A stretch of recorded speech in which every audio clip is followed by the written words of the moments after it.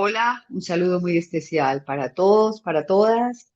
Bienvenidos de nuevo a estos espacios académicos que desde nuestra firma Velasco y Calle de Alemán Abogados queremos ofrecerles no solo a nuestros clientes, a nuestros aliados, sino a toda la comunidad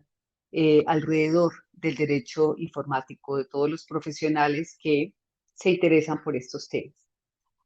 En esta ocasión quisiera compartir con ustedes una charla que presenté, que hice el pasado 28 de enero, el Día Internacional de la Protección de Datos Personales, a propósito del cuarto encuentro organizado por EPM, Empresas Públicas de Medellín, en la ciudad de Medellín. Y en este espacio quisiera hacer algunas reflexiones, dejar algunas reflexiones sobre un tema realmente apasionante, tan apasionante como es el cerebro humano, y es el tema de los neuroderechos. Eh, Bienvenidos, gracias por estar aquí o gracias por conectarse en el momento en que lo prefieran hacer.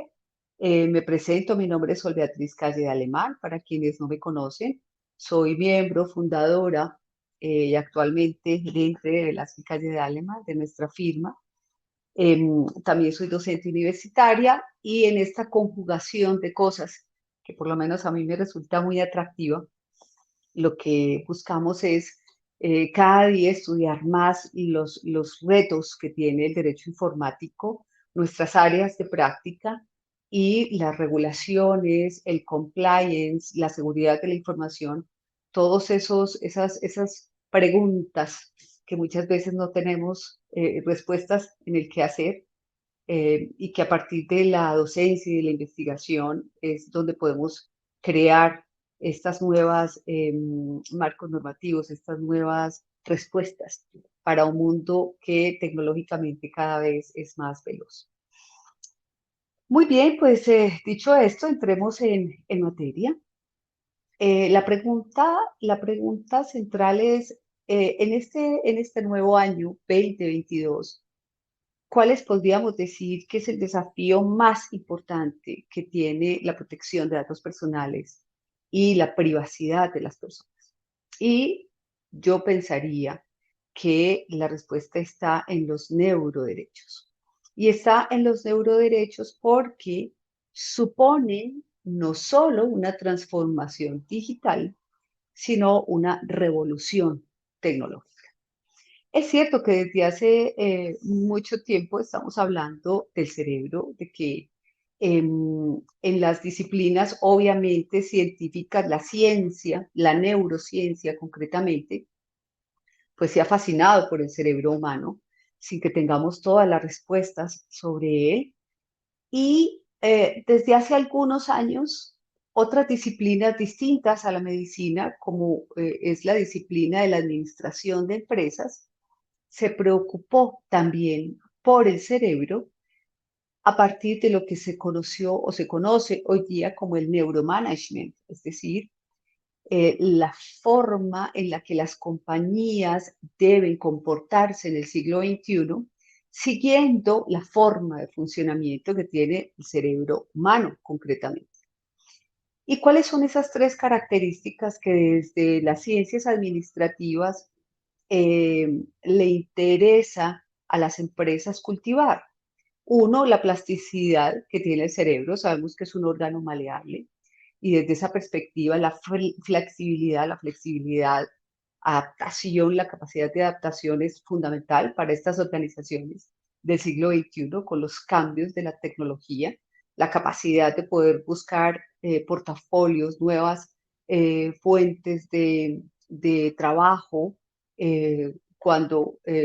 llegan eventos inesperados, y creo que todos vivimos la pandemia, la estamos viviendo aún, y cómo esto nos obligó a reaccionar en forma rápida. Dos, la integración neuronal profunda. El cerebro es una inmensa red de neuronas, ¿cierto? Hasta donde conocemos, y esto también le interesa a las ciencias administrativas porque las compañías del siglo XXI de igual manera deben dejar de trabajar como islas. Los equipos de trabajo cada vez tienen que parecerse más a esas redes neuronales y trabajar en forma conjunta, interdisciplinaria, no aislada, como lo veníamos haciendo hasta ahora. Y la tercera característica especial que tiene el cerebro y que a la ciencia administrativa le ha interesado es la rapidez y la velocidad.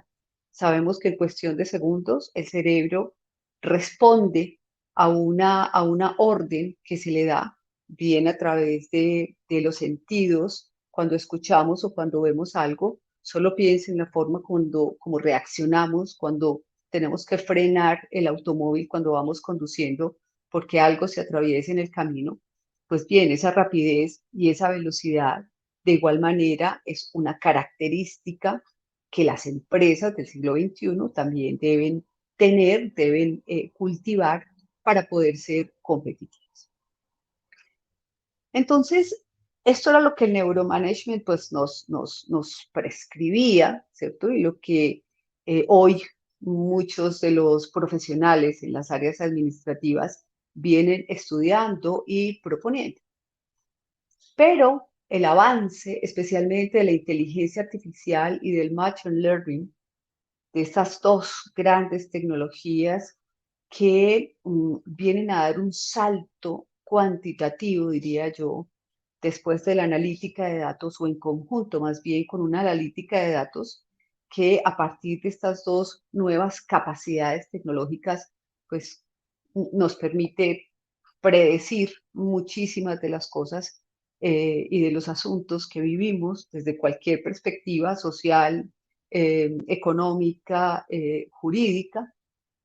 pues aparece la neurotecnología, es decir, la neurociencia no solo se queda en la investigación médica, sino que da un salto también a la aplicación de estas tecnologías para el conocimiento del cerebro humano. Y desde esta visión mm, podríamos tener, como lo tengo aquí en la pantalla, pues una definición aproximada, podríamos decir, podrían haber muchas y se acuñan hoy en la literatura muchas, pero podríamos hablar de neurotecnología como un conjunto de métodos e instrumentos que permiten que haya una conexión del cerebro con dispositivos técnicos que pueden ser externos y, ya vamos a ver, también internos, que podríamos decir desarrollan dos funciones fundamentales. Una función de lectura, de obtener información y datos de lo que el cerebro está procesando en un momento dado, pero adicionalmente intervenir, disponer, manipular esa información o esos datos que son objeto de procesamiento por una persona en su cerebro en un momento dado y frente a alguna función de las que se ocupa el cerebro. Claro, cuando esto se nos presenta así, pues nos tenemos que mirar, nos tenemos que voltear a mirar. Entonces, ¿qué avances ha hecho la neurotecnología? Es decir, ¿qué es lo que la neurotecnología ha venido haciendo? No actualmente, más o menos 18 años, por los reportes que tengo acá para presentarles, pues la neurotecnología ha presentado dispositivos para poder, digamos, leer como esta antena que está aquí de 2004, para mejorar la percepción de imágenes, de sonidos a través de aparatos externos. En el 2011, otro artefacto neurotecnológico que permite mapear la integración que se obtiene por la vista y describir, descifrar imágenes dentro del cerebro. 2019,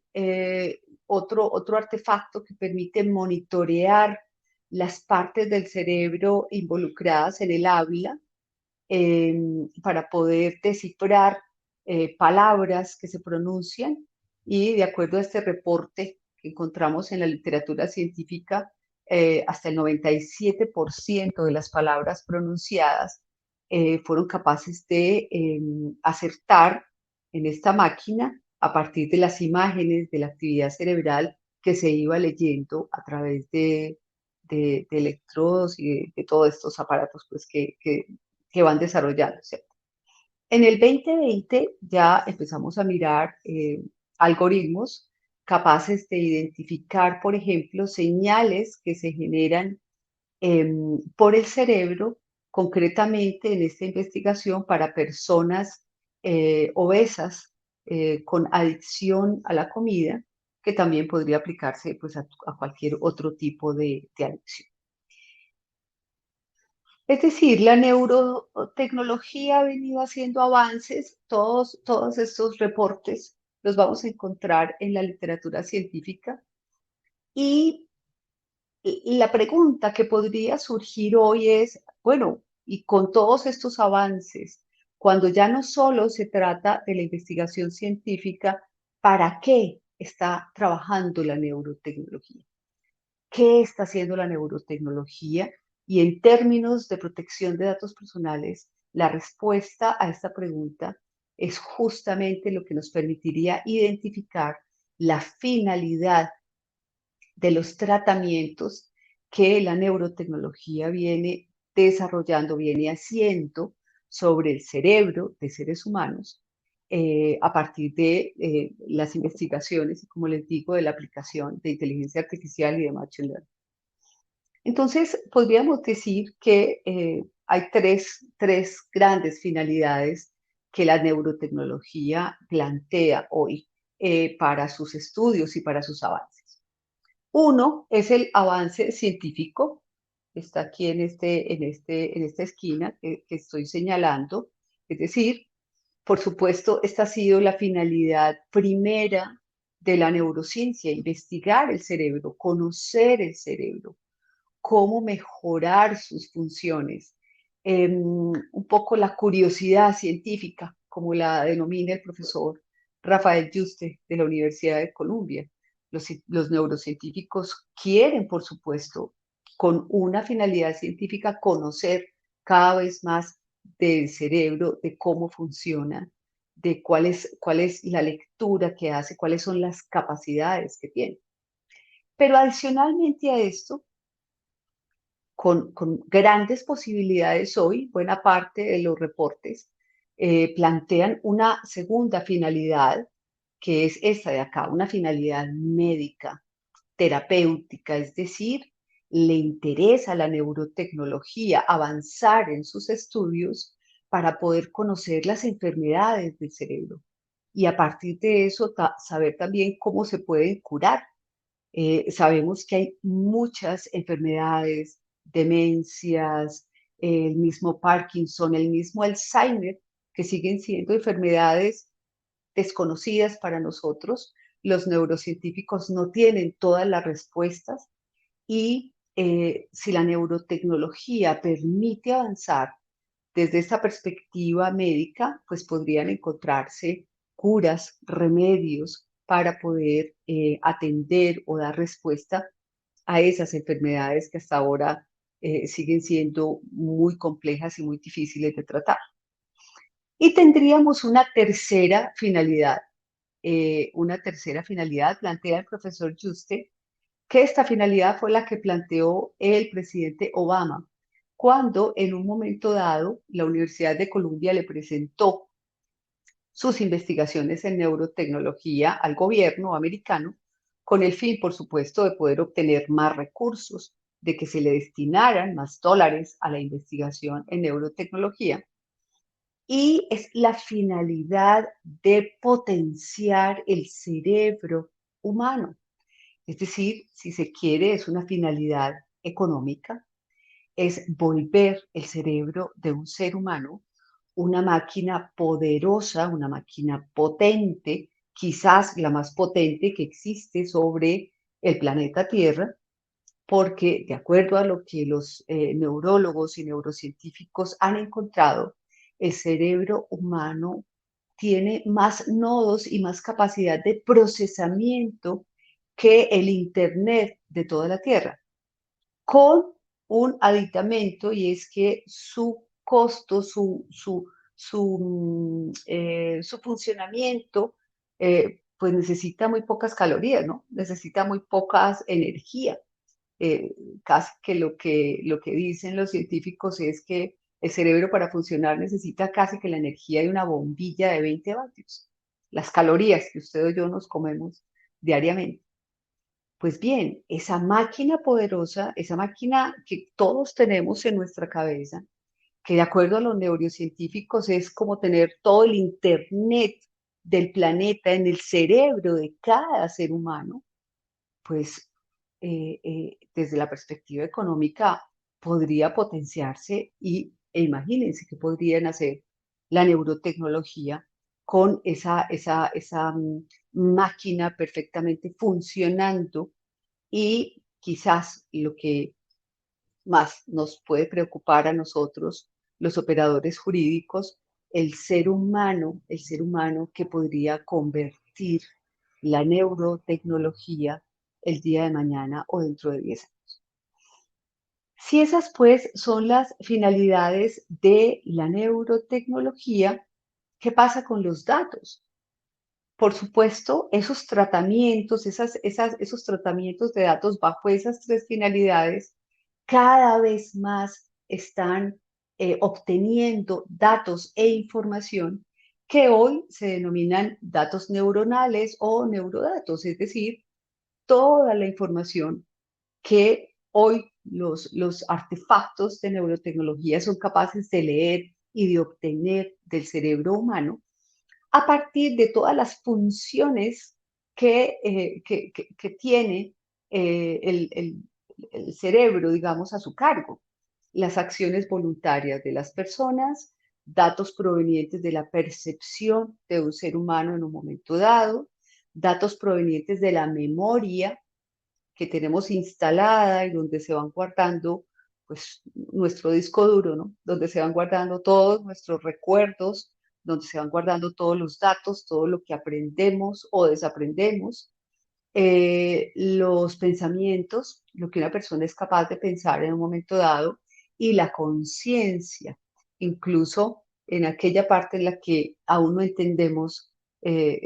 cómo funciona, ¿no? El subconsciente o el inconsciente eh, del ser humano. Pues bien, la cuestión entonces que los profesionales que nos dedicamos a la privacidad, a la protección de los datos, tenemos que hacernos es, frente a estas posibilidades que la neurotecnología está dando, a esta explotación, digamos, del cerebro humano, incluso desde esta perspectiva económica de poner a producir la máquina más eficiente que hay sobre la Tierra, que es el cerebro de las personas, a un costo ínfimo. ¿Qué pasa con la intimidad? Sin duda, habría que buscar el límite. Nos parece que puede ser invasivo todo esto que estamos viendo hoy, los inventos, algunos de estos artefactos que incluso tuvieron que salir del mercado, que hoy se cuestionan, etcétera. Y por eso quizás hay una redefinición de aquella frase que acuñó la Corte Constitucional desde el año 92, en esa sentencia de tutela famosa, la 414 del año 1992, cuando la Corte habló del poder informático. Eh, y no estamos lejos de que esa redefinición del poder informático hoy tome mucha más relevancia cuando eh, la neurotecnología, cuando los avances que se están haciendo en esta área empiezan a plantear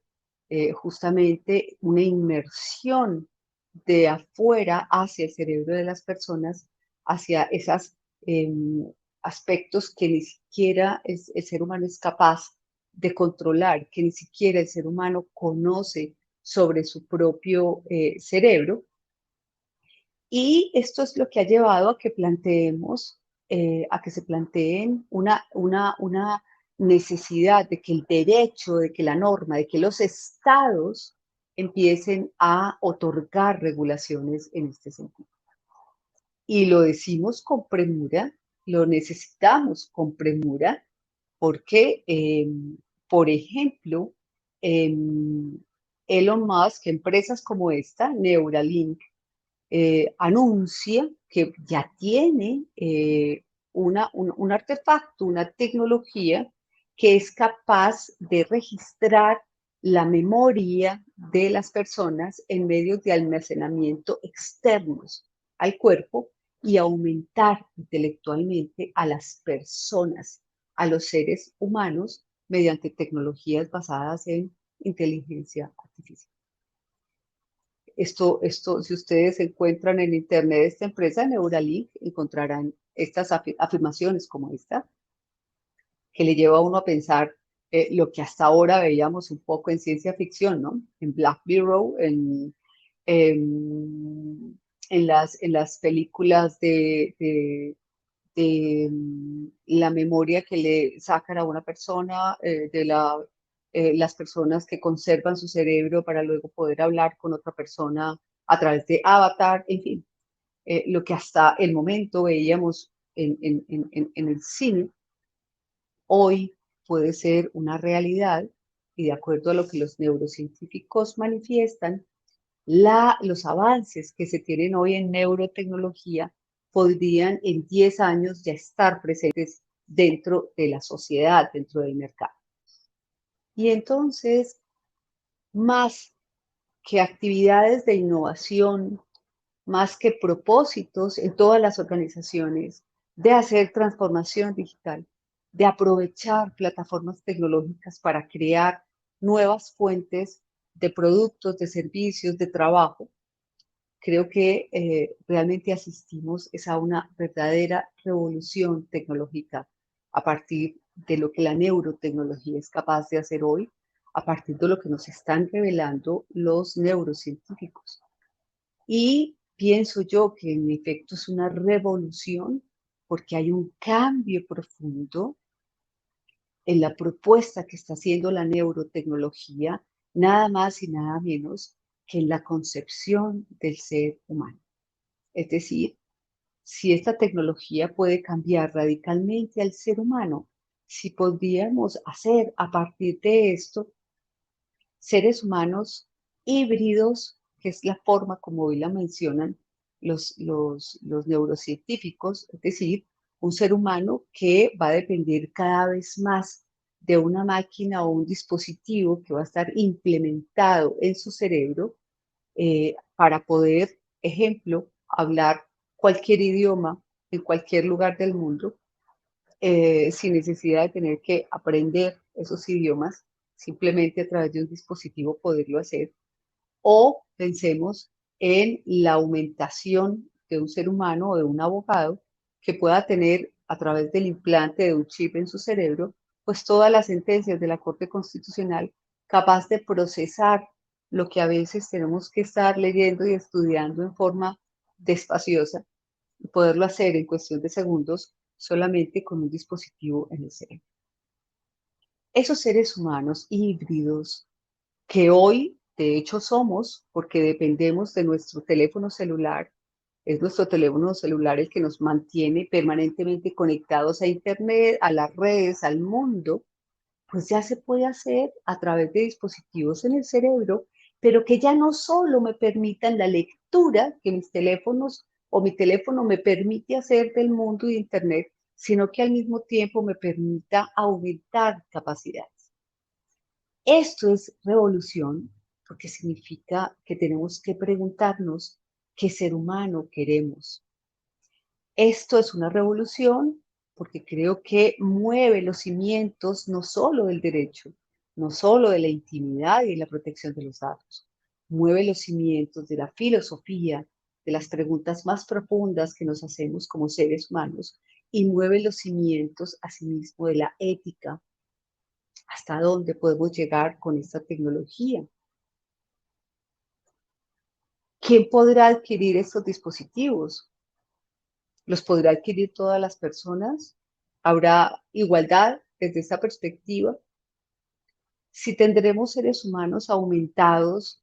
¿Podríamos decir que entonces hay seres humanos mejores que otros?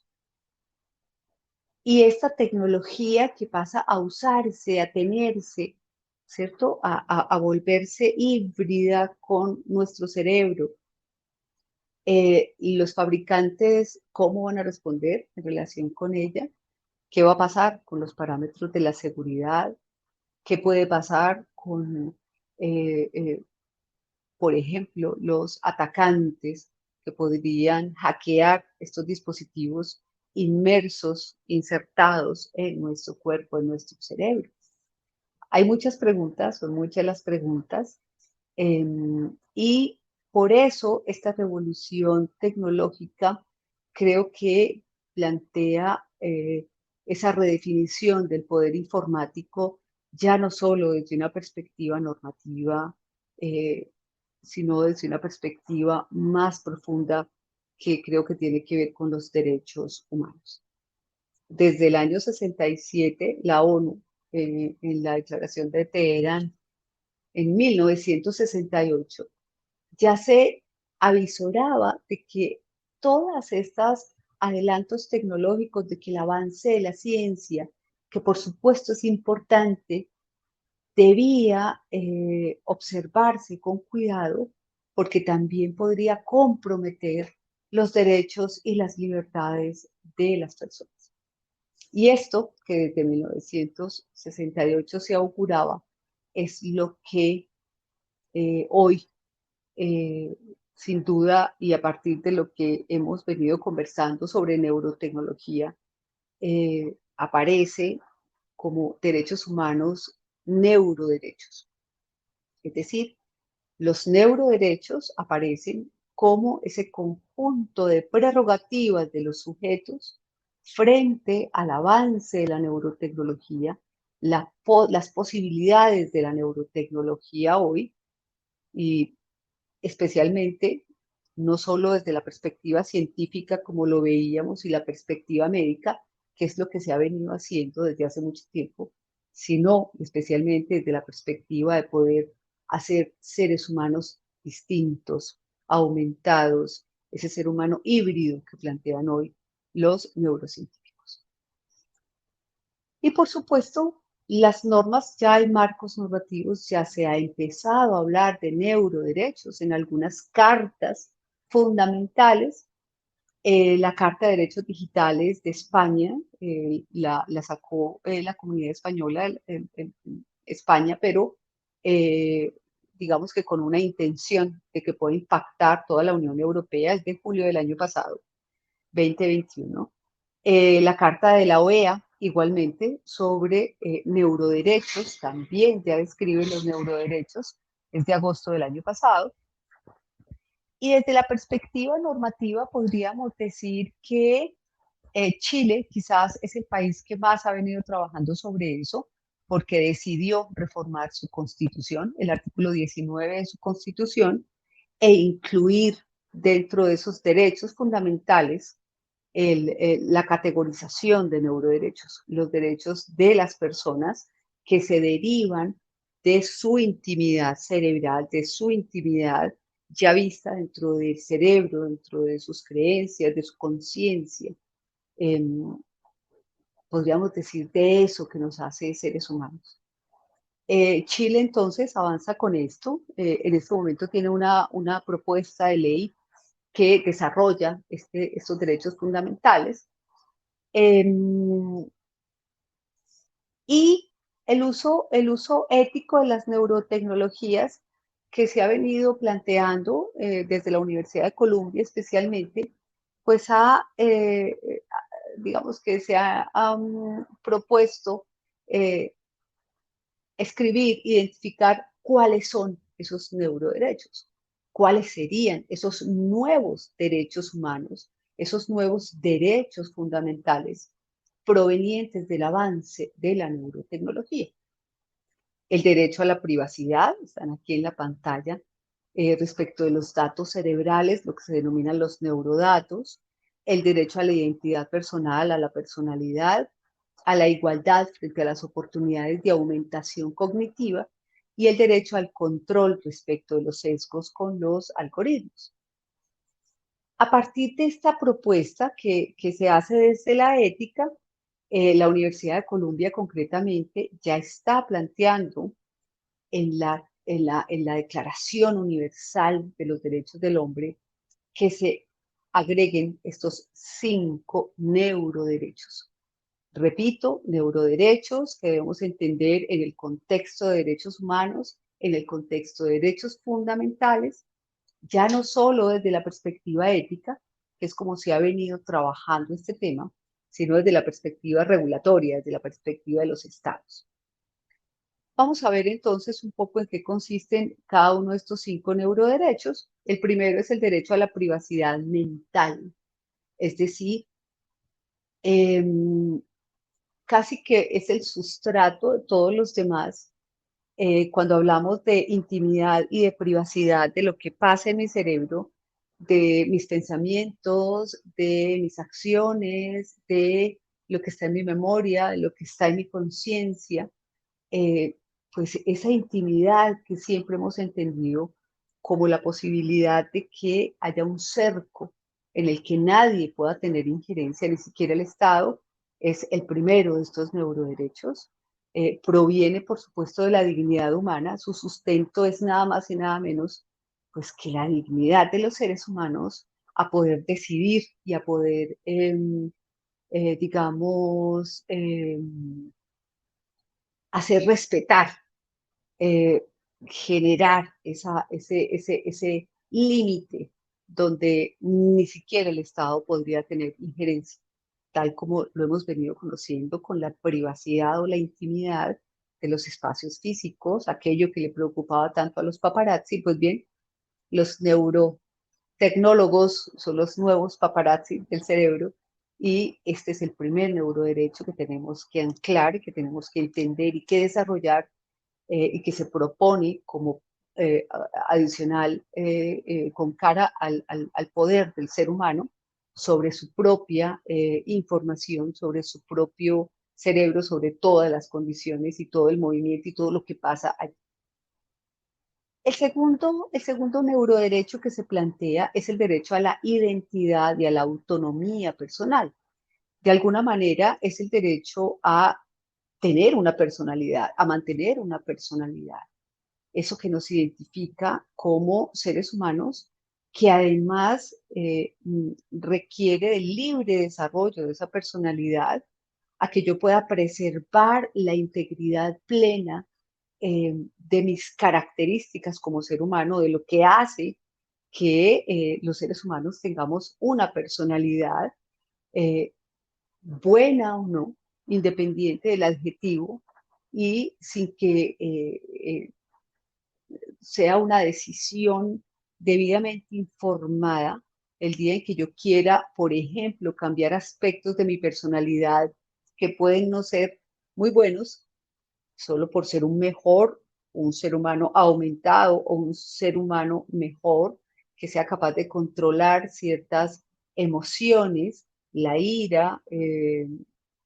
Eso parece sonar interesante, ¿no? Que pudiéramos corregir todos esos aspectos negativos que a veces vienen, por ejemplo, del indebido control de nuestras emociones. Sin embargo, lo que este segundo neuroderecho plantea es el derecho a la autonomía, la decisión de cada ser humano de conservar o no estos rasgos que se tienen de la personalidad, y por supuesto no dejarlos solamente en manos de los dispositivos o de las máquinas, ¿no? El tercer neuroderecho se denomina el libre albedrío y la autodeterminación. Esto significa, si lo contrastamos un poco con los derechos que surgen de la intimidad, podríamos contrastarlo y hacer una analogía con lo que llamamos el derecho a la habeas data: conocer, actualizar, rectificar nuestra información. La autodeterminación informativa, la autodeterminación en este caso de decidir, de controlar y proteger la integridad como ser humano, de hacer prevalecer la dignidad de ese ser humano sobre las grandiosas posibilidades que la neurotecnología puede brindarle, el derecho a oponerme y preservar esa intimidad. Este tercer neuroderecho, entonces, como el desarrollo, la preservación del libre albedrío, repito, podríamos entenderlo como un nuevo habeas data, pero relacionado con los datos y la información de nuestro cerebro. Un cuarto neuroderecho planteado es el del acceso equitativo a la aumentación cognitiva. Está basado, por supuesto, en la igualdad, una de esas prerrogativas humanas que la humanidad por siglos ha luchado, la igualdad de los seres humanos, la igualdad del ser humano frente a las oportunidades y posibilidades, y a no ser discriminado por razón de una aumentación cognitiva o no, o una disminución cognitiva, el derecho a que todos puedan participar de esos avances, una especie de garantía para poder reducir el desequilibrio a nivel mundial entre los sujetos que podrán tener acceso, por ejemplo, piensen, a esos dispositivos donde puedo hablar todos los idiomas del mundo, dependiendo del país en el que me encuentre, con sujetos que no van a tener esta posibilidad. Este neuroderecho es un derecho que se plantea con una aplicación social importante y donde los estados deberán tener un gran protagonismo para poder intervenir y controlar la producción de estas tecnologías de manera que puedan tener acceso a ellas, puedan tener acceso pues todos los seres humanos en condiciones de igualdad. Y el quinto neuroderecho que se plantea actualmente es el derecho a proteger al individuo, al ser humano, de los sesgos de los algoritmos o de los procesos no automatizados. Sabemos que hoy contamos con algoritmos, con analítica muy avanzada, por ejemplo, en los procesos de selección de personal, donde un algoritmo puede decirnos cuándo un sujeto posiblemente no es capaz de enfrentar el cargo al cual se está presentando, por ejemplo. Algoritmos predictivos en el ámbito financiero, el otorgamiento de créditos, eso que hemos llamado scoring por muchos años y que hoy cada vez se basa más en perfilamientos, algoritmos que están en la parte comercial, por supuesto, en las partes de mercadeo, sobre los gustos, el perfil de consumo de las personas. Hoy encontramos que existen estos algoritmos, pero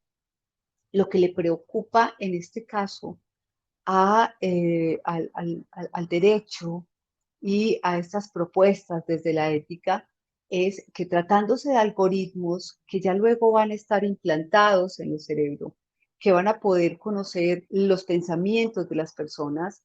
a partir de esos pensamientos construir modelos matemáticos para cualquier cosa que se quiera, los sesgos de esos algoritmos, la posibilidad de que, aunque sean hechos por máquinas, pero máquinas que de todas maneras ha fabricado el ser humano, pues no sean discriminatorios, no tengan por finalidad excluir una parte de la población, no tengan por finalidad hacer discriminaciones por raza, por preferencias sexuales, por origen étnico, etc. Estos son pues los 5 neuroderechos. De nuevo, creo que más que una transformación, estamos frente a una verdadera revolución. Creo que esto nos tiene que preocupar, esto tiene que, más que preocupación desde la perspectiva humana, yo diría que una preocupación académica, una preocupación en los análisis que hacemos de la tecnología que adquirimos en nuestras organizaciones, porque estamos a portas, 10 años, en los próximos 10 años, todo esto va a ser una realidad y ya no solo vamos a encontrar noticias como esta de Neuralink, de que puede guardar toda mi memoria en un dispositivo externo y hacerme mejor a partir de toda esa memoria que tengo, entonces aumentar mi capacidad en algún aspecto en el que yo lo quiera hacer. Esto que ya cada vez va a ser más importante pues en efecto lo que nos está planteando es